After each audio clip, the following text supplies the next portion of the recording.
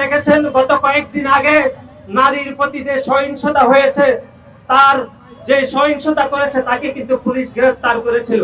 কিন্তু আমরা দেখেছি ঢাকা বিশ্ববিদ্যালয়ের ছাত্র শিবিরের সভাপতি সে দর্শক বা নারী নিপীড়নকারীকে তদবির করে কিন্তু থানা থেকে তাকে ছাড়িয়ে নিয়েছে। দেখেছি যে নতুন যে ছাত্র সংগঠন গঠিত হয়েছিল গণতান্ত্রিক ছাত্র সংসদের একজন কেন্দ্রীয় নেতা যে মধ্যে নারী নির্যাতনকারী হিসাবে দোষী প্রমাণিত হয়েছে, তাকে কিন্তু সেই কমিটিতে অন্তর্ভুক্ত এখনো পর্যন্ত করা হয়েছে।